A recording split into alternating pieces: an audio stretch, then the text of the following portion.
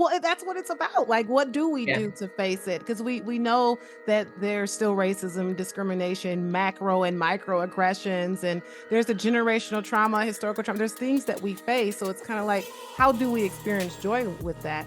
Mm, You may hear people say the angry black man, the angry black woman, because we're thinking about the oppression that we've had or that our ancestors had. right. So people are literally living through this. So my goal is to, say that we can still experience joy and get beyond that, even despite that Yeah. it's happening, because Yeah. why live a life in anger? And then that's just going to affect our mental health.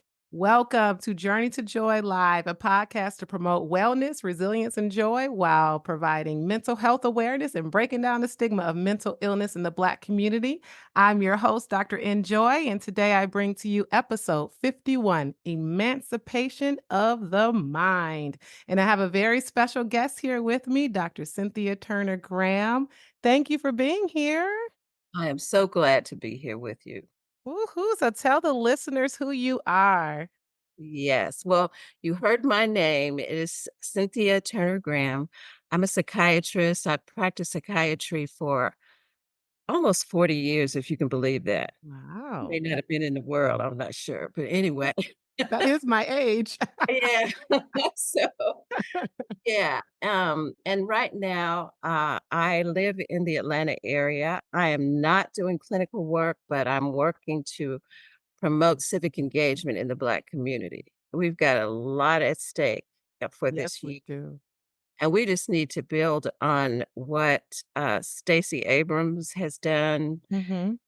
to register folks to vote. But in addition, my focus is on encouraging medical providers Mm. of all disciplines to vote Mhm. using this QR code that allows you in the consulting room to Mhm. help a patient Mhm. check their registration status and their voting location. And Great.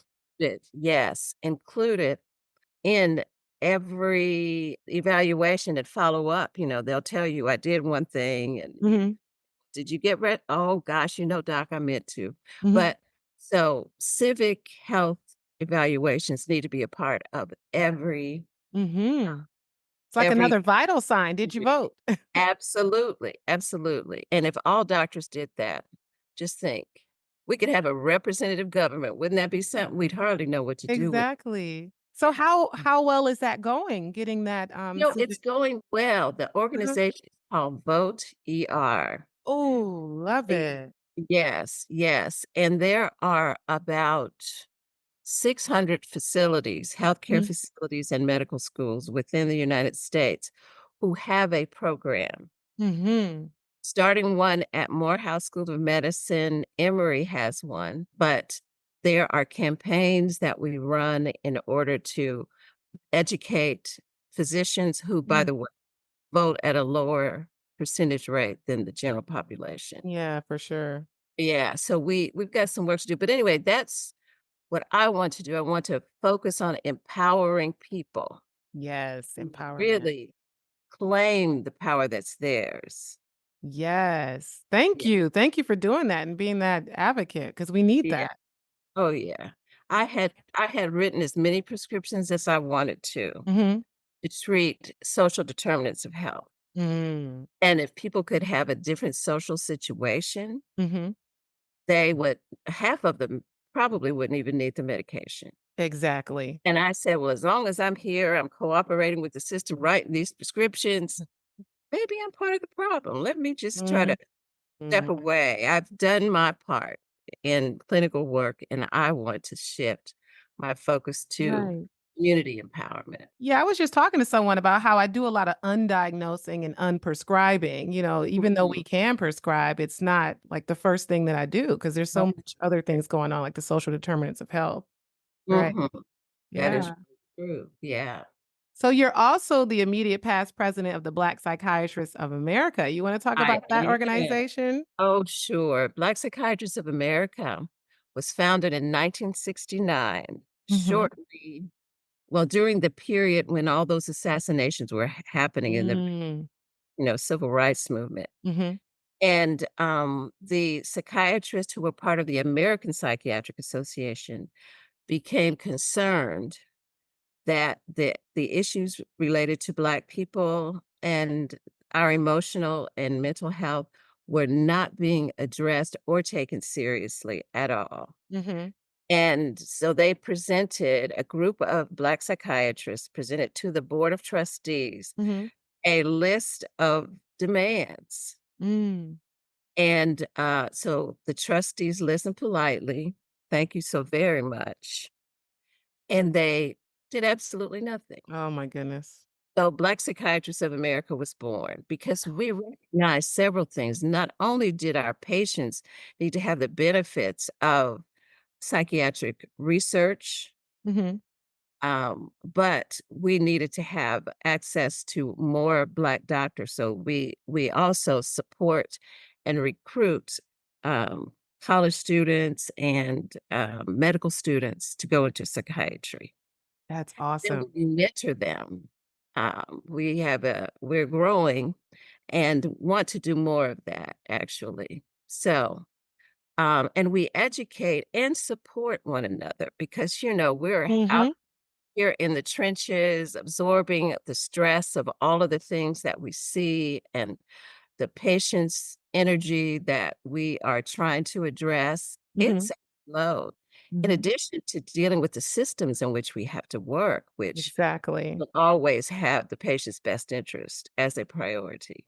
Yeah. So we have to support, encourage, Each each other. other. Yeah, BPA has been amazing. I know when I would go to the APA conferences or to Child Psych ACAP conferences, even just the Black caucuses have been great, for us to have each other. Our Yeah. patients need to see themselves in us and their providers, and we need to have that network. So it's definitely important. Yes, it is. Yes, it Thankful is. for We're BPA. growing. But do you know in the United States, the last count said there were around 1,000 practicing Black psychiatrists in America. Wow, that seems low. Uh, Hello. Yes. And some percentage of those are not practicing Oh, wow. too. Do we So, know how that compares to the white psychiatrists? Like what number they have? oh yeah, they have, well, I'm not sure. I know the number in the American Psychiatric Association, but I think there's a lot more than that. I know there's about 30,000 members, but I'm not. Wow. Mhm. Yeah. Wow. And in just 1,000. Mhm. Yeah. Wow. Because I think back in Cincinnati, I didn't see so many of myself, but then here in Atlanta, I see a lot. So to me, I feel like there's a lot, but No. This is an exceptional place in many, many, many, many, many ways. Exactly. Yes. Everybody's But it's a Black. wonderful thing to Mhm. be in a place and space. I mean, the energy is just different here. Yeah, it really No, is. it is, and there's a lot of positive things going on. There are a lot of creative people doing innovative things to improve our plight as a Mhm. people, improve Mhm. our access to business dollars, entrepreneurship opportunities. I mean, it's just wonderful. Mhm. Yeah. Yeah, yeah. All right. So, as we're talking about our race and how we need a community and network, we are getting into Juneteenth. And we all know Juneteenth, we finally got that as a holiday, at least for most people. I know my clinic's not open on that day. So, that is Mhm, great. It's a holiday. Tell me mhm. what Juneteenth means to you as we get into emancipation of the mind. There's been the emancipation about 200 years ago but there's still the fact that we have this hold on our minds, this generational trauma, there's historical trauma. But just before we get into all that, what does Juneteenth mean to you? Well, I was, raised in Kansas. I was born in Tennessee, but raised in Kansas, and so, Juneteenth actually celebrated the announcement of the end of slavery to Black Americans in Texas, like, it was almost 2 years later. Mm. Yes. It was a long time, so they Uh, stayed in slavery, they continued to be exploited, as slaves.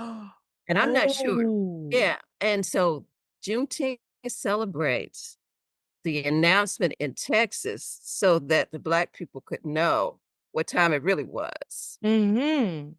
And so, for me, I being in Kansas, it felt real close to me. Yeah. Yeah. Yeah. And so it always has had a meaning. Before, it was a holiday. We celebrated it in Kansas, where I was raised. Um, A but lot of I people often did. think about those first days after emancipation. What did my people do? What was that They like? had no money, they had no access to Yeah. real jobs, they could be further exploited as sharecroppers, but Mhm. that was about the beginning and end of it. For many, Mhm. most, I would say the majority, really. Mhm. We don't know how many died just of starvation, Mhm. privation. There were, the jails and prisons filled up Yep. Of course. because, of, people were called vagrants because they were on the street with nothing to do, but, what was Wow. there to do?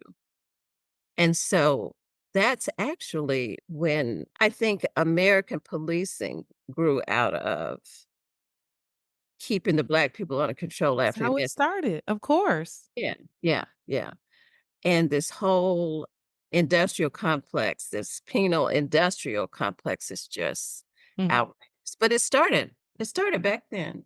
It started back then. Yeah. And I can only imagine that getting out of that hold of the physical slavery and getting into the world of freedom is like how right now, when you've been in prison for 20, 30 years and you get released, you can't get a job, you don't have a place to live, you don't know how to reintegrate at all. So I can Mhm. imagine for years and years them feeling that way. And like you said, most of them probably died. And maybe some of them asked to stay where they were enslaved just so they can continue to have a place to stay and just be Oh, willing to continue to work. And yeah. just as these years go on and now we're down the line, we still have this hold on ourselves mentally where we feel enslaved in certain areas of our lives. So, That's really true, yeah. yeah. I've been reading this, I think it's a short book, but it's called The Creation of Capitalism, Mm. and how the, Western European world decided back in feudal times that it was better to separate people, create something called class, Mhm. and exploit them for their labor to create wealth for, the small number of those who. Right.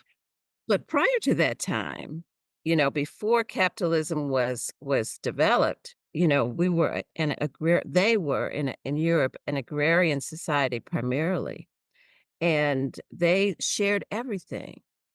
They shared everything. They made sure no one was hungry, made sure people had the supplies they needed to keep their farms going, Mhm. shared wood and other resources, and everybody was okay.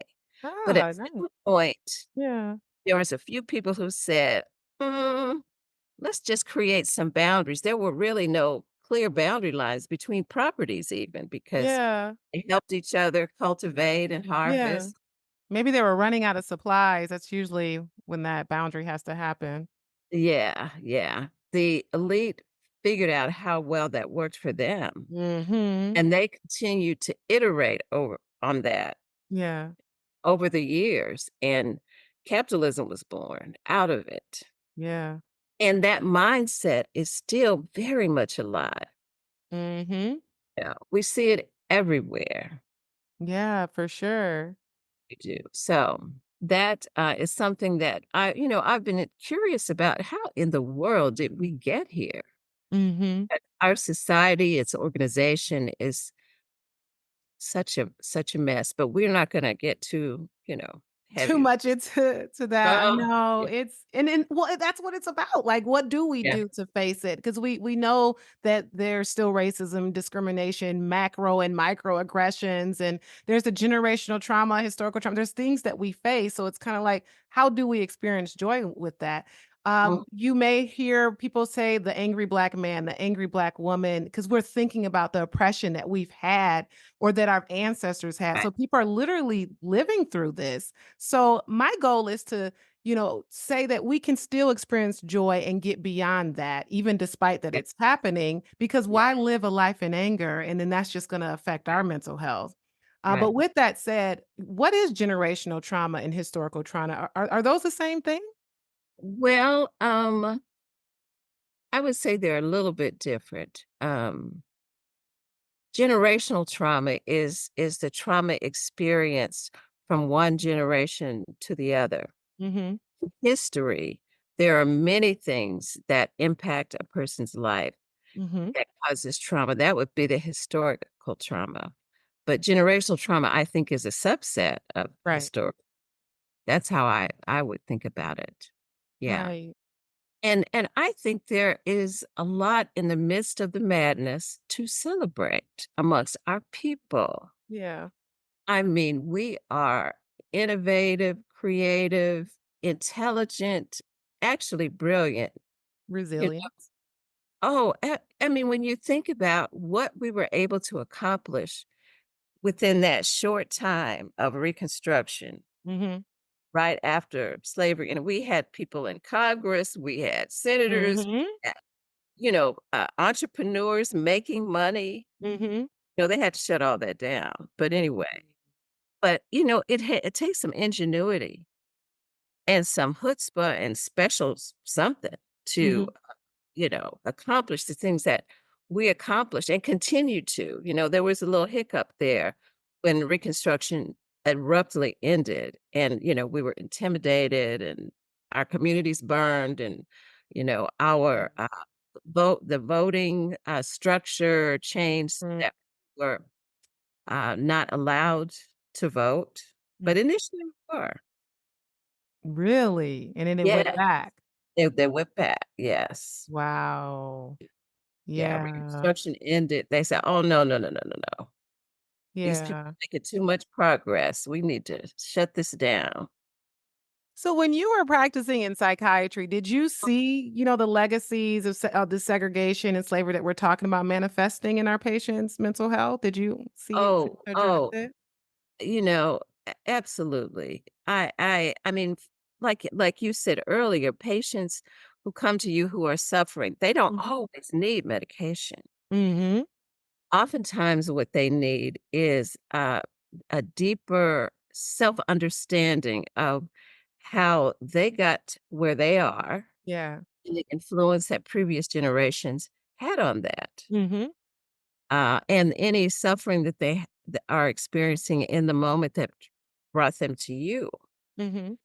So it's important really to make sure that we just don't provide pat answers and pills for things that really just need some self-understanding and some wisdom and some skills to really overcome. And that's what we do in psychiatry. We help people develop a deeper understanding, insight, Yeah.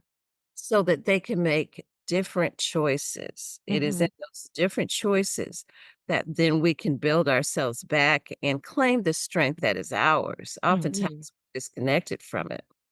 Yeah. So, Right. So when it comes to being trauma informed and culturally competent, culturally humble, as far as our providers, as we know that there's many, many, many psychiatrists that don't look like us. As far as them, how could we talk to them or mentor them on how to be trauma informed and really thinking about and acknowledging that historical trauma or generational trauma is still affecting their patients? How can they implement that? sure. Well, I think primarily through education. Hmm. I think those of us who have studied intergenerational trauma, that presentations be made at, other organizations, events other than our own, so that we can spread the word. Now, what we also know is that our colleagues are a product of the larger society. Hmm. They have a lot of resistances even to hearing what we have to say. in terms of the importance of understanding those other variables that could contribute to Mhm. a person's suffering and their psychiatric conditions also. I think there's more and more research that has established that the intergenerational trauma and depression is a burden that Blacks carry, and not just from what happens to you, Mhm. but from what has happened to your parents and to their parents and their parents. Yeah, we carry Because that weight. we carry that weight in multiple ways. That's the interesting part. Yeah. Some of what is inherited comes from modeling behavior that we see in our home that's maladaptive, Mhm. that's not helpful, Mhm. doesn't Yep. really solve problems, but it's what we've always done. We just need to keep doing it that way, even if it is unhealthy and deleterious to, our functioning. Yeah. So we deal with epigenetic factors and physiologic factors. Mhm. Mothers who are carrying children who are under stress, Mhm. and those children are born, Yep. often have a genetic predisposition for a number of mental health disorders. Mhm. Yes. You just start your life off already. Yes, that's right. That's right. Already at a disadvantage. Mhm. And so I think it's just critical that these kinds of things be explored with patients in order to help them reach their maximum potential and get rid of that weight Mhm.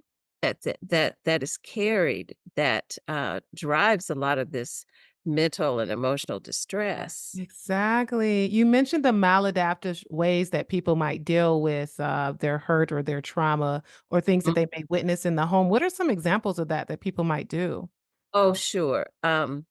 Well, there's several at several levels this occurs. I Mhm. would say many people who've been traumatized or had modeling of maladaptive strategies are victims of abuse, neglect, Yeah. parents who really don't know a whole lot about healthy ways of disciplining children, Mhm. produce the desired change, and not Mhm. create baby twins who are acting just like they are. Mhm. When those children grow up, they will do what their parents do, and we don't we wanna break those cycles. Mhm. I just think we just need to take a multi-pronged approach and do all we can to help affirm what what our patients experience. I think that's one of the major differences between seeing people who look like us Mhm. versus those who don't, because there's a lot of doubt, and I'm sure you've seen patients come to you after they've seen another psychiatrist who just didn't believe what they were saying, right? Correct. Yeah, so I think a lot of what we do is affirm patients and open them up to explore the various factors that contribute to Mhm. their distress and pain. Mhm. Yeah, that is There. a lot of what we do. And then of course there are the times when medications are needed, but not always. Therapy. I say Mhm, that all the time. Now, you mentioned to take a little small pivot, you basically alluded to spanking and whooping, different things that we might resort to because our parents did it and their parents did it and their parents did it and going all the way back to slavery. I mean, what do you think about like spanking and whooping children? Obviously, we are against it as a whole, as far as the ACAP, the child mhm, psychiatrists, and the mhm. AAP, the pediatricians. Did that somehow come from slavery? Why are we You know what? resorting to that? I would say yes, but in addition, you know, the consequences for our children misbehaving in public Mhm. cost you your life. Mhm. Back in the 20s and Mm. 30s and, the latter part of the Mm. 19th century, yeah. I mean, and so you rather your child live than worry about what's gonna happen with him getting a spanking. Right. Let's preserve your life, baby. Yeah. So it made logical sense, but it was also modeled from these extremely aggressive and horrific punishments Yeah. we were subjected to. Now, I think it really is motivated from trying to protect your child. Because if they go out and we Mm, know Emmett Till, right? mm. He came from Chicago feeling his oats and decided he was gonna just stretch out a little bit and say something to somebody, but nobody knows what he really said or did. Wow. Yeah. Yeah. But, and his mother was worried about that because she knew that he had a sense of self-confidence. Someone would call it arrogance, but it was a kind of confidence that really was not appreciated in the Yeah. South. Correct, 'cause you're supposed to be humble and quiet. Yes, sir. That's right. Look down and step off the Mhm. sidewalk and all that Mhm. sort of thing. So, spanking in that scenario makes sense, but, we're in a different time in history Yeah, we now. don't have to be that way. Yeah. But I think the idea that you can talk to children. Children are so much brighter than we It ever, seems that way, right? right? Yeah. And so we can talk to them about, things that we are concerned about that we observe in them Mhm. and go in some depth with it. But if we didn't experience that, it's hard to know as a parent how to do it. So you go, Correct. So yeah, unlearning that and learning yeah. some strategies to replace that. And I ask parents who resort to spanking, "Did it work?" They say, "No." "Okay, so let's try some new strategies." No one usually says, "Yes, it worked." Yeah, I hear you. Yeah. Yeah. You get their So attention, but, you get a whole lot of other things. You're planting some seeds in your children you don't even understand in terms of, mhm. what they're internalizing in their relationship with you as their parent, Mhm. what they will see as they grow into adulthood as acceptable ways of, uh, meting out punishment to their own children and, their grandchildren. Mhm. So, yeah, I mean, it's a serious thing, and we do not want to emulate the larger culture that really has interwoven a Mhm. lot of control measures through aggression and, well, not spanking, but, incarceration and all kinds Mhm. of things that, happen to us. We don't want to emulate what they're doing, not only to Right. us, but even, what they do with their own children. We Mhm. our children have a set of needs that, you know, we can't depend on the white world to really tell us Yeah. about in depth and how to be the best parent to your Black children. Yeah. Exactly. Well, I mean, and that is the case where there are white parents who adopt black children. So there's that too. And I've even had a white parent who adopted a black child ask me about their hair. How do I deal with their hair and just certain cultural things, and just recognizing that they can't provide the cultural experience that they feel like they might need. But then some families they do just fine Yes. when that's Yes, the it's true. case. Yeah. Yeah, yeah. But I thought about something, and I think my husband would be okay for me to say because he tells a lot of people this. So he's Colombian. He immigrated when he was age 2.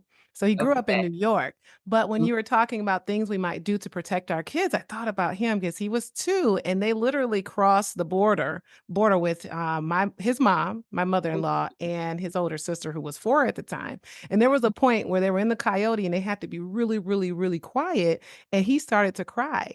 And so she covered his mouth, so he wouldn't cry, but he said, "Yeah, she almost killed me." Obviously, that's not like punishment, but, she sure. was just like, "Hey, we'll get killed. You gotta be quiet." So Mm, it's just it's it sucks, the things that, we have to go through just to protect our kids and protect ourselves and, to get to freedom. mhm. But yeah, it's so interesting. Now, how do we help our patients deal with this kind of trauma because they're already dealing with trauma that they're experiencing today. Then there's a trauma that they see in TV, that vicarious trauma of seeing Oh, the yes. police brutality and things that way. And then on top of the previous oppression that just continues to sit through our minds. How do we help our patients? Sure. Well, the way I approached it was multiple prongs. Number one, if they need medication, whatever the cause of their difficulty, I want to make sure we optimize their ability to be present with a therapeutic process Yeah. Yeah. if they need it. Okay, so that would be one place to start. And so making that judgment early in the course of a treatment sometimes is important. Not for everyone, but sometimes people come to you and they have a problem, but they don't have access to their cognitive capacities to even engage in therapy until they get. Mhm. Mhm. That's So true. that would be one. Yeah. Then I think it's important to just create a safe emotional space for them where they Mhm. know they can say anything. I would just always add no hitting and no spitting. But other than that, everything's permissible. Right. Right? Meaning, like, the emotions they're allowed to have in therapy? That's right, that's right. So Gotcha. they That's need to know good. that they need to know that it is safe. They can say what they want Yep.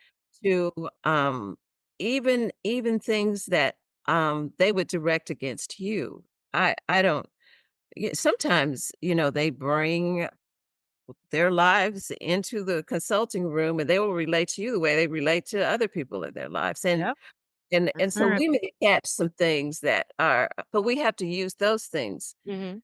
therapeutically to help them reflect on what happened, um, how that might relate to what happens in their, other relationships in their life, and just really be present. I think there is something about the gift of presence that, is good for the soul. Mhm.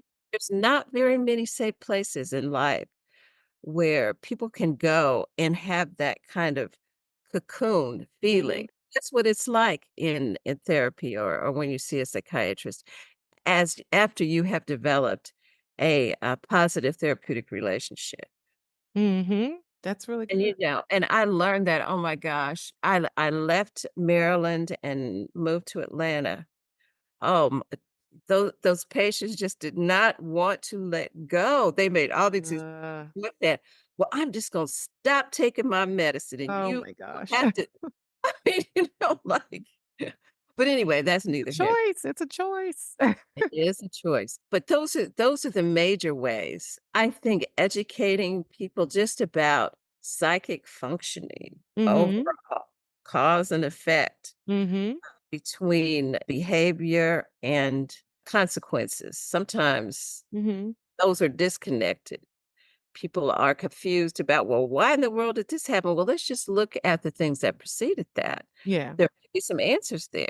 Yeah. And, so you want to educate people just about the basic ways that behavior is changed and that their internal environments are impacted.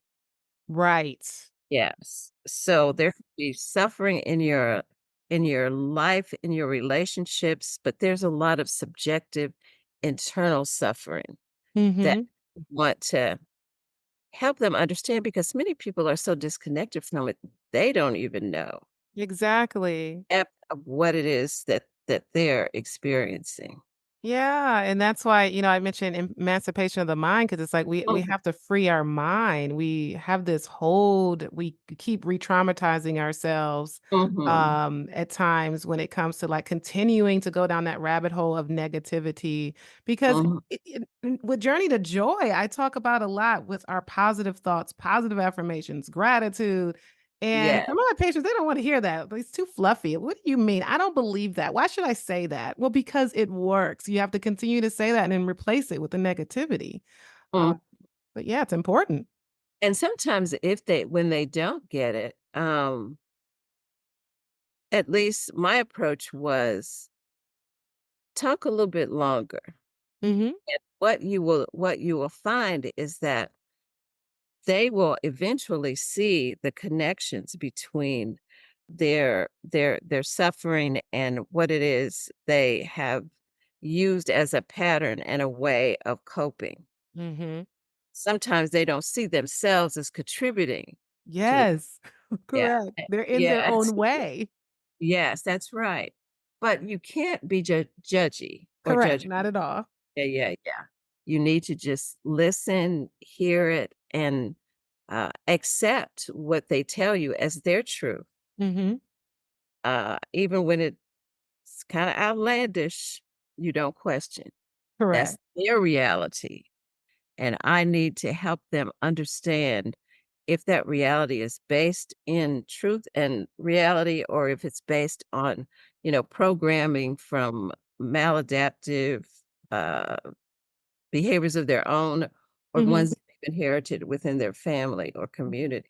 Yeah. Yeah, that's really good about the judgment-free zone because when we Mhm. talk about stigma, Black people not wanting to go see a provider, that's one of the things. They're afraid they're gonna be judged. There's a lot of fears or distrust that they may have with Mhm. providers, whether they're Black or white. So it's important for us providers to have that, safe space for them and obviously not to do judgment on them. And I say that all the time, when a patient might say, "Well, I'm not gonna lie, this happened. I did this. I didn't take my medication." I'm just like, thank you for being open and honest about it, because now we Yeah. can really work. Because 'cause I'm not here to judge. Yeah. Yeah. That is so critical. Mhm. Yeah. And, Yeah. but trust in that relationship is where all the action is. You gotta have that Mhm. as a prerequisite in order to help people feel safe enough to Trust. open. Yeah. Yeah. Yeah. Well, as we end out here in the concept of joy, of course, there's a heavy topic when it comes to talking about generational trauma, historical trauma, all these things with race and discrimination. Is joy possible? Can we do it? You Can we know what? experience it? I really believe we can. There's a lot of, um, like I say, survival, thrival adaptations that our people have made in order to find true joy. I would say for us as a people, a lot of times that's found in religious settings Mhm. and churches, but that's not the only place. I think it's important, though, to cultivate some practices that really help to um, take away some of the stress that is present in your body that, Mhm. cause emotional and mental distress. Right. Yeah. Right. And I believe, absolutely. But it really does take a level of self-discipline and searching really to find a way for you to be able to actively cultivate joy for yourself. What works for one person may not work for another, but it is something you have to actively pursue. It is not out there waiting to fall out of the sky into No. your the world is not and our society is not organized to create an environment where you will thrive in a place of from a place of joy. You Mhm. got to know that. So Right. whatever you are able to get, you will seek it out for yourself. There it is. Make the choice, be persistent, Right. push Yeah. forward, reflect. That's right. I actually meditate every morning. That's great. In the morning, it's good to set your pace of Oh, your day. absolutely. Yes. Get up at 5:30 in the morning and just make a Ooh, slow early start on the too. day. Oh, yes, yes, yes. Before looking at your phone and your notifications, I imagine. Well, most of the time, that has gotten a whole lot better, I have to say. I've become more conscious, like you were talking earlier about AI popping up everywhere, trying to invite you to spend some more money on something that you don't even need. Exactly. You know? Yeah. Yeah. Yeah. Okay. Well, thank you so much for coming on as we talk about this heavy topic, but it's Juneteenth. We're going to celebrate. We're going to reflect, Yes. but we're going to celebrate. Yes, yes, yes, yes. We have so much to celebrate. And I had the privilege, this week, James Lawson passed away. Mm. I don't know if you know who James Lawson is. He was the architect of the freedom rides and Mm. nonviolent social action that started in Nashville, Tennessee. He was fired from Vanderbilt back in the 60s, I think, when sit-ins were happening, and he was the one helping the students practice not reacting when they were being attacked and Oh, wow. treated. Yeah. So he studied with Gandhi and like I said, he was one of the major architects of the civil rights movement. So I'm on the board of American Baptist College in Nashville, Okay. Tennessee, where John Lewis graduated from college. Uh-huh. And that is a site where a lot of this happened. So when I joined the Mm. board there, I said, I want to meet James Lawson. Mhm. I was in California. I got to meet him and I asked him, I said, what Mhm. should we be focusing on at American Baptist College? Mhm. And do you know what he said? He said, the, the single most variable that allowed us to be successful in the movement and really change our society, Mhm. that we emulated the life of Christ. That's Mhm. Selflessness. uh-huh, that's right, selflessness, forgiveness, really just not harboring, you know, things that logically we might harbor a lot of anger and bitterness and Right. kind of the natural response, but that's another one of those choices. Yeah, it goes back to the fruit of spirit, self-control, kindness, There you gentleness, go. love, patience, That's goodness. it. That's it. Yeah. That is what he said, and, I'll just never forget that. It was, and he's told me, he said, "American Baptist College just needs more Jesus." That's what Mm. if there's one piece of Baptist advice I College. could give them, yeah, right. Okay. They got some things mixed up. Sometimes we need to prescribe that, but if Yeah, I have Christian patience, I definitely talk about Christianity and scripture, things absolutely. like that, 'cause Yeah, yeah. yeah, yes. Awesome. I won't take too much more of your time. I appreciate you being here and talking to us about all of your wisdom with this heavy subject. Yeah. So just thank you so much.